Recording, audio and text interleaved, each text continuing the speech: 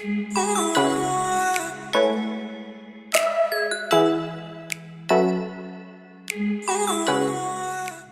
everyone, welcome back to my channel. In today's video we are going to be doing a very simple card, and we're going to use some pattern paper today for our background. So to get started, I have the Gracious Peonies bundle from here from Altenew, and I've already stamped that out in some VERSAFINE Onyx black ink on some HAMMERMILL cardstock. This is just a half sheet of A2 size cardstock, so it's 8.5 by 5.5. So this is a very good sized image here. And like I said, I used my VERSAFINE Onyx black ink to stamp that out. I went ahead and stamped that just because it does take a little bit of time to dry, and I did have to stamp that a few times. I think my VERSAFINE Onyx pad is in need of some re-inking. Here I am using the Color Cube Volume 2. This is card number 7. And it had these 3 shades of blue and then kind of a sagey green and a silver. I was struggling to find a blue that matched that blue on the right hand side of the card, and so I went to the back and found a shade of that blue that worked. So here I have Concord and 9th Blueberry, I have Catherine Pooler, Juniper Mist and Suede Shoes, I have Smoke from Simon Says Stamp, their original line, and then I have Fawn Minty Mint, Minty Fresh. Then I went ahead and looked at the stencil set for this particular image, and it has 5 stencils total.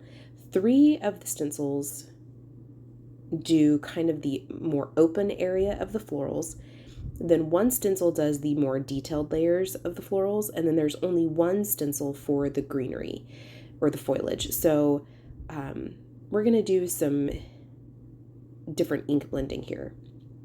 I went ahead, and this is going to be a 5x7 card base just because this floral image is so large. It can carry a 5x7 card base just fine by itself. And I went ahead and made that off screen. And then the pattern paper comes from this Waffle Flower Modern Neutrals stamp set, or not stamp set, this is a paper pad. I got this in a like crafty box, not a card kit, but like a crafty box that they have sometimes on sale. Excuse me for the sniffles. Still fighting this summer cold. And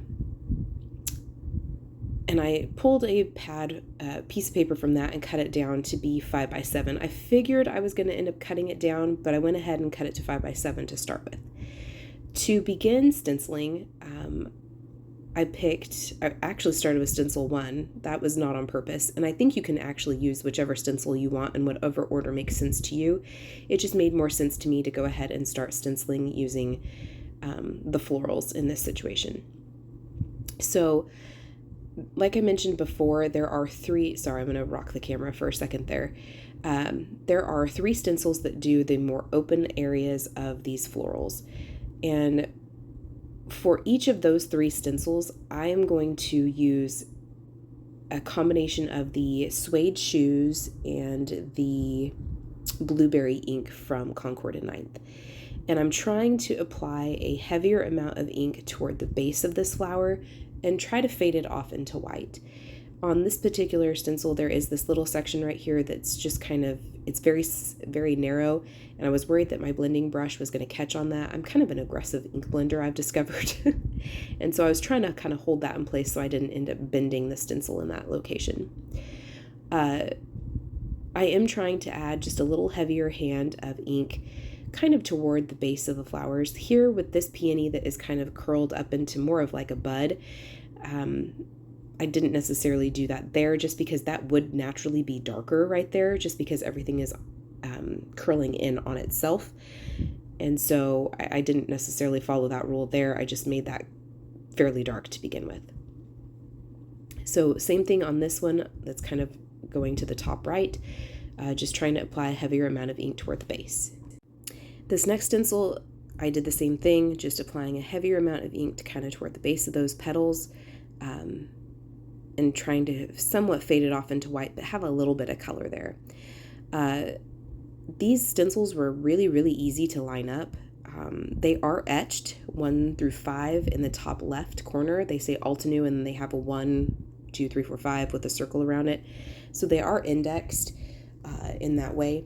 Here I'm going to bring in a little bit of that blueberry. This is the second stencil of the florals, and so I wanted to incorporate some more of those colors that were on the inspiration card, just so I could get a little bit more variation there, give it a little bit more interest. But this is one of those that you could probably pick one blue ink, and just depending on how heavy of a hand you apply the ink, you could get all three of these colors in there. I do feel like toward the end there was really only like, well, I guess there are three colors. I'm looking at the card right now. I guess there are 3 shades of blue there. But if you don't have a lot of ink colors, this is a good way to, this is a good stencil set, this is a good stamp set, that will give you the chance to use the inks that you do have. Just by varying the amount of ink you put on there, varying the amount of pressure you apply the ink, this is a good one to kind of stretch your ink supplies when you are either starting out, or maybe stenciling is not really your thing, having a lot of inks is not your thing, maybe you are more of a colorist, and so having a lot of inks on hand is not where you choose to spend your pennies, and that's absolutely fine. Just varying the amount of pressure and the amount of ink you have is a good way to get numerous colors or several shades of a color. This is the final stencil that has the most open area, and I continue to use that blueberry ink from Concord and 9th. This is the more detail layer of the florals, and for that I am going to use that Juniper Mist. This was actually looking kind of pretty just as it was, but I do like to have that dark blue. Blues are my favorite color, and so I was going to go ahead and add these blues in. But this is a floral that if you wanted to skip that, skip kind of that detail layer. Sorry, my daughter was showing me her nails. This is one of those florals that if you wanted to skip this detail layer and just, do your own details, you absolutely could, whether you used inks to do that and smaller blending brushes, or if you chose to use colored pencils or a paste or something like that, you could absolutely do that. But this is the final layer, and this is the darkest. This is the Juniper Mist from Catherine Pooler, and this is what that one looks like when it's all stenciled in. I did notice that I missed some areas of the stenciling, and so it was kind of white and it looked a little disjointed, so I just took what ink was left on my blending brush and just kind of put a little bit of color down. Moving on to the greenery. Like I mentioned before, there's only one layer for the greenery, and I wanted to make sure that I incorporated that gray. There is gray in the pattern paper, obviously, but I wanted to have some of that gray on the florals themselves, just to make things look a little more cohesive, I suppose. So here I'm using the Minty Fresh from Fawn just to apply a even coat of the green all over the leaves here. And then I'm going to switch to a smaller blending brush. Here I've switched to that smaller, this is a 1/2 inch blending brush, and I am putting just a little bit of that smoke, right? Smoke? Yes. That smoke from Simon Says Stamp. This is their original line, not their Positively Saturated line. And I'm applying that toward the base of these leaves.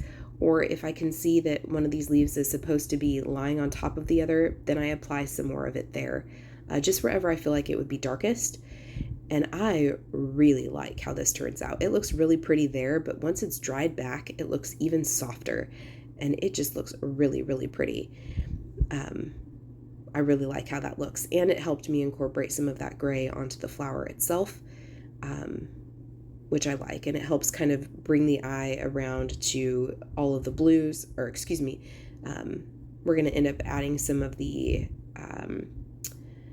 some more touches of gray, just so that we have kind of like odd numbers and the eye is able to kind of travel around the card nicely. So I decided that I was going to go ahead and restamp this. I left my image in my MISTI, and I'm going to go ahead and restamp this just so I can deepen and darken up those black lines. Because I didn't take my stamp out, it's going to stamp in the same place, and I really liked how that looked. I did go and heat set this just to make sure that I did not smear that ink, and I only stamped this one time. I felt like that was sufficient and gave me the look I was going for. So I am going to go and heat set this off screen, and I'm going to die cut this out using its coordinating die. Once I'd heat set that, I did decide to take a 1/4 of an inch off of 2 sides of this pattern paper just so that there was a nice white border, and it mimicked the white border that's along our die cut floral here, and it gives me just a little bit of a border. So I'm going to go ahead and glue that down flat. You could use some foam tape or scrap cardstock to pop that up. I just chose to leave that flat. Here I'm going to kind of play along with the placement here, trying to figure out the best place to put my sentiment. I wanted to stamp it on flat to the card base here, and I was trying to figure, I wanted to use this thinking of you, I just wasn't sure if it was going to work, and I was able to make that work. I'm going to place that in my MISTI, make sure it's straight, and align my card base back into that bottom right corner where I had it, and then I'm going to use that Juniper Mist ink to stamp that down. That Juniper ink mist pad was very, very juicy, so I only needed to stamp that once. Off screen, I die cut out the floral image using the coordinating die 3 more times using some heavyweight HAMMERMILL cardstock, and I glued all of those to the back of this image. This gives it a much sturdier appearance, almost like chipboard, and it'll make it nice and sturdy should this go through the mail. And then I went through my stash and found these kind of silvery, almost blue gems or pearls, and attached those around the card, and then that was it. In the photos, I did go back and add in some sparkle, and it kind of shifted my ink around. It doesn't look bad, but it does look different than the final image. But that's it. So thank you for spending time with me. I appreciate you, and we'll see you next time.